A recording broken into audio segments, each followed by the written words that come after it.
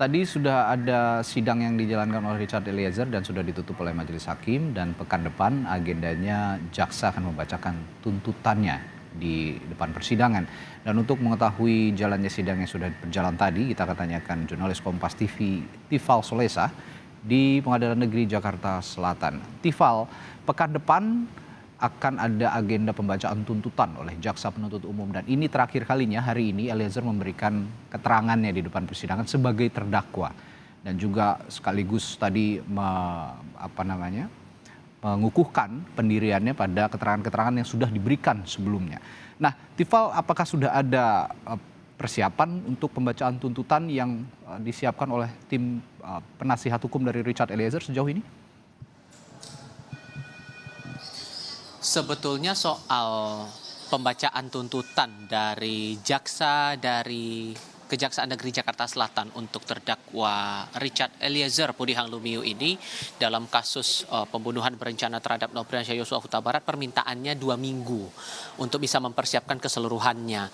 Tapi yang kemudian terjadi adalah hakim hanya mengabulkan selama 1 minggu, sehingga pada akhirnya diputuskanlah untuk agenda sidang pekan depan di tanggal 11 Januari 2023 adalah pembacaan tuntutan terhadap Richard Eliezer.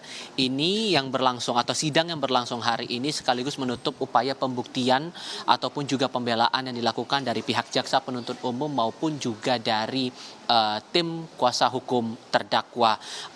Bagaimana kemudian tahapan berikutnya ini tentu yang akan jadi menarik, mengingat dari pasal 340 atau pasal 338 Kitab Undang-Undang Hukum Pidana yang dialamatkan kepada terdakwa dakwaannya dengan pasal pengait pasal 55 ayat 1 ke 1 Kitab Undang-Undang Hukum Pidana dengan pidana maksimal adalah pidana mati dan setidak-tidaknya penjara selama kurungan 20 tahun atau seumur hidup.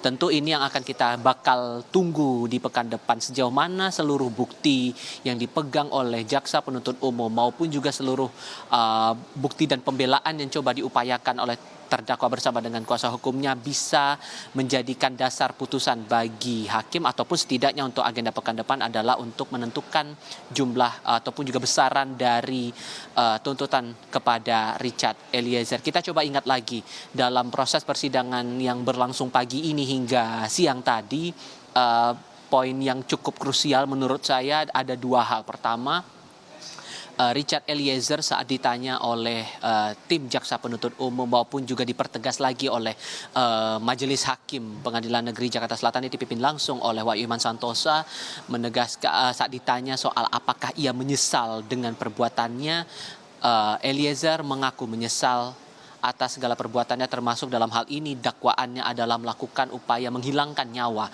Nofriansyah Yosua Huta Barat dengan cara menembak. Nah, itu poin pertama. Kemudian poin lainnya yang juga dipertegas lagi oleh Richard Eliezer adalah soal perintah yang dikeluarkan atau perintah yang dinyatakan Verdi Sambo di Rumah Saguling kepada Richard Eliezer sebelum akhirnya upaya menghilangkan nyawa terhadap Yosua ini dilakukan di TKP Kompleks Polri Duren 3 Jakarta Selatan.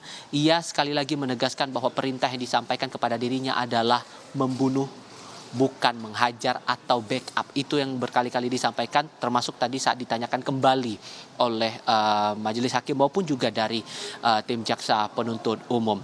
Sepanjang persidangan kali ini semuanya ditekankan bahwa gambarannya sebetulnya tidak ada hal yang berbeda signifikan kalau kita bandingkan dengan pernyataan Richard Eliezer saat statusnya sebagai saksi untuk terdakwa lain dalam kasus yang sama, baik itu untuk terdakwa Verdi Sambo, Putri Chandrawati, Ricky Rizal, dan juga Kuat Ma'ruf. Nah, tadi dalam persidangan kita juga lihat di awal dan di akhir proses sidang, Richard Eliezer sempat bertemu dengan kedua orang tuanya, Sunandak Lumiu dan juga Rinneke Pudihang, sempat berpelukan sesaat, tampak ada sisi emosional saat mereka bertemu saat itu. Dan tadi setelah proses sidang, kedua orang tua dari Richard Eliezer mengucapkan terima kasih kepada semua pihak yang ikut membantu proses persidangan dan berjalan secara lancar sampai dengan saat ini, termasuk tadi ada ucapan terima kasih juga kepada Presiden Joko Widodo dari lisan Ibu Richard Eliezer tadi kepada awak media selepas persidangan kali ini. Itu yang saya cermati sepanjang hari ini. Tinggal minggu depan besaran tuntutannya dari jaksa penuntut umum untuk Richard Eliezer ini seperti apa, Radi? Ya. Dengan demikian sementara ini bisa kita simpulkan, mungkin juga jaksa maupun juga majelis hakim bisa menyimpulkan bahwa sejauh ini keterangan Richard Eliezer dari mulai menjadi saksi di persidangan, sebagai saksi untuk para terdakwa yang lainnya, dan hari ini memberikan keterangan sebagai terdakwa, sejauh ini masih konsisten begitu ya. Nah, bagaimana dengan sidang obstruction of justice atau kasus perintangan pembunuhan yang juga digelar di Pengadilan Negeri Jakarta Selatan? Tifal, kita ketahui hari ini Baikuni Wibowo diperiksa sebagai saksi untuk Hendra Kurniawan, Agus Nurpatria, dan Arif Rahman. Sejauh ini poin-poin apa saja yang bisa Anda tangkap dari jalannya sidang? Iya, untuk agenda sidang perintangan proses hukum atau obstruction of justice untuk terdakwa Hendra Kurniawan, Agus Nurpatria, dan Arif Rahman Arifin masih berjalan sampai dengan saat ini. Rencananya akan ada 2 saksi mahkota yang bakal bersaksi dalam sidang tersebut. Salah satunya adalah terdakwa untuk kasus yang sama, Verdi Sambo. Nah, saat ini dari keterangan yang kami terima, informasi yang kami terima, termasuk dari pantauan tim liputan kami yang juga masih melihat kondisi di ruang sidang 3 Pengadilan Negeri Jakarta Selatan, bahwa penyampaian keterangan dari saksi mahkota Baikuni Wibowo masih berlanjut sampai dengan saat ini. Garis besar yang sebetulnya disampaikan oleh Baikuni Wibowo dalam kesaksiannya hari ini untuk ketiga terdakwa, yakni Hendra, Agus, dan Arif, sehubungan dengan masih berkaitan dengan perintah menghilangkan atau menghapus rekaman CCTV di Kompleks Polri Duren 3 Jakarta Selatan, dan ini juga menjadi salah satu bukti yang kemudian dianalisis lebih lanjut oleh tim digital forensik dari Mabes Polri.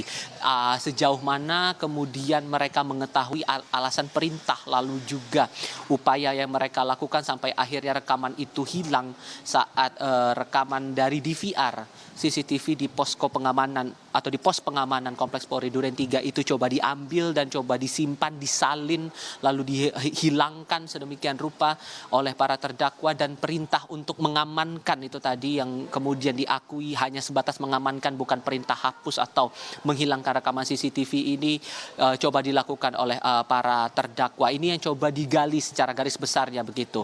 Tapi yang tentu yang bakal menarik nanti adalah keterangan dari saksi mahkota Verdi Sambo, karena ia yang kemudian melakukan ataupun juga disebut dalam dakwaan ini memberikan perintah kepada Hendra Kurniawan untuk mengamankan rekaman CCTV tersebut, sampai diturunkanlah perintah itu kepada sejumlah orang lainnya yang juga yang saat ini berstatus sebagai terdakwa dalam kasus obstruction of justice. Selain dari 2 saksi mahkota itu tadi, rencananya juga bakal ada keterangan satu sama lain yang posisinya akan menjadi saksi. Artinya nanti Hendra Kurniawan bakal menjadi saksi untuk 2 terdakwa lain, begitu pula untuk Agus Nurpatria dan juga Arif Rahman Arifin.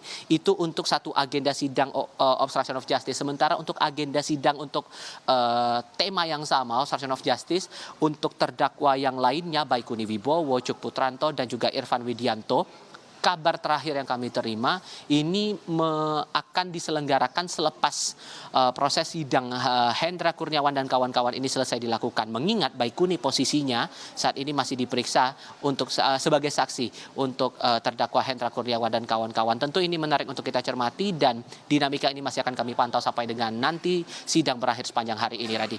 Baik, kita akan pantau kembali nanti informasi terbaru dari Anda di Pengadilan Negeri Jakarta Selatan. Khususnya nanti ada kesaksian yang sungguh penting hari ini dari saksi mahkota yang sudah diutarakan Anda tadi, dari Verdi Sambo. Dan juga tentu saja majelis hakim akan menentukan kadar pidana atau jerat pidana yang pantas bagi para terdakwa kasus perintangan penyidikan ini seperti apa nantinya.